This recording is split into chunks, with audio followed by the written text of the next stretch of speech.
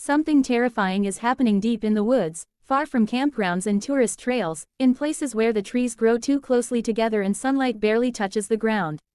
For years, strange sightings and unexplained attacks have been whispered about, stories traded around campfires or buried in online forums where frightened witnesses beg for someone to believe them. But whenever these encounters surface, something even stranger happens. Within hours, sometimes minutes, unmarked vehicles roll in, men in dark uniforms arrive without explanation, and every trace of the event vanishes.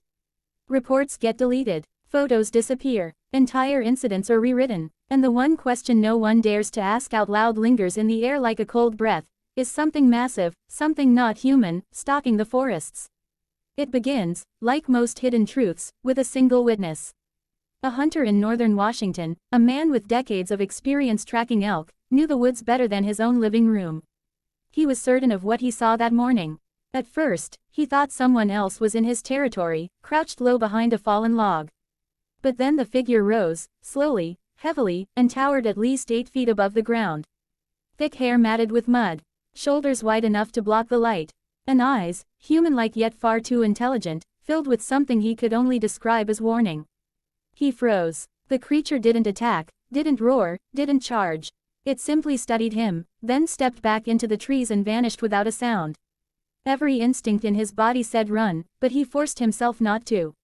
When he reported the sighting later that day, 2 men in suits appeared at the ranger station before he even finished writing the statement. He was told he'd mistaken a bear. He was pressured to sign a different report. His original notes disappeared. So did the ranger on duty. Stories like his aren't isolated. In the dense forests of Oregon, a group of campers stumbled upon massive footprints along a riverbank, prints too large, too deep, spaced too widely apart for any known animal. They followed them for nearly a mile, joking at first, until they reached a clearing where all sound seemed to die. Birds stopped, the wind vanished, and from the shadows came a low, rumbling sound, not a growl, but something deeper, older, like the earth itself was warning them. They fled, recording what they could on their phones. But the moment their video began to gain attention online, it vanished. Their accounts were locked. Their friends reported visits from officials demanding to know what else had been seen or recorded. Then there are the disappearances. Pine Ridge Trail in Montana has become a place locals avoid. Hikers go missing in thick clusters, 3 in 1 month, 4 the next, yet the official reports always list them as lost due to environmental hazards. The problem is that some trails are clear. Some weather has been calm. And in several cases, when search teams ventured deep enough, they found signs that didn't match any natural predator. Trees ripped from the soil in strange patterns. Branches snapped 8 or 9 feet above the ground.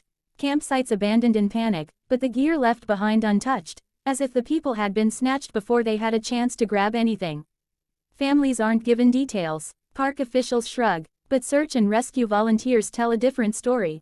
They talk about areas they're told not to enter. They talk about radio interference that begins in certain valleys and doesn't stop until they leave. They talk about footprints too large to be dismissed and too real to ignore, prints that are photographed, logged, and then marked, misidentified, before disappearing from the official case files. Not all encounters end quietly. One of the most disturbing accounts comes from an emergency responder stationed near the Appalachian region. He spoke anonymously about a call his team received. An injured hiker, found half-conscious, covered in shallow scratches that didn't match any known animal. The strange part wasn't the wounds, it was his terror. The man refused to be transported until he confirmed they were taking him away from the treeline. He said something had grabbed him. Not a bear, not a cougar, something that walked on 2 legs. Something that breathed heavily and let out a low, vibrating sound that he could feel in his chest. Before he could say more, federal authorities arrived. Too fast, too prepared, and instructed the medical team to report no details. The hiker was taken away. No one saw him again. Of course, skeptics say these tales are exaggerations, that fear and imagination grow wild in the woods. But even skeptics struggle to explain why black SUVs appear minutes after reports are filed. Why certain forest areas are suddenly closed for research operations.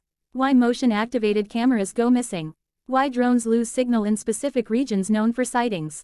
And why the people who try hardest to expose the truth often end up silent. There's an older story, one rarely told outside small logging communities.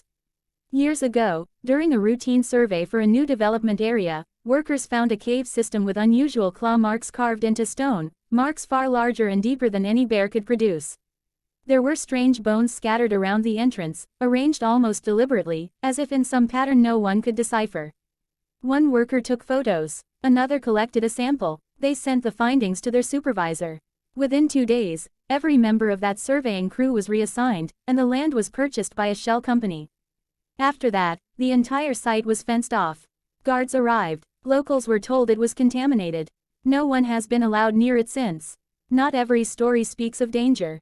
Some speak of something else, an intelligence watching from between the pines. A young woman in Northern California described waking at dawn to the sound of heavy footsteps circling her tent. She didn't dare move. She listened for nearly a minute as something massive breathed inches away from the canvas. Then, just as she felt her panic reach its breaking point, the footsteps stopped. A low, almost mournful sound echoed once, and then the woods fell silent. In the morning, she found prints around her campsite.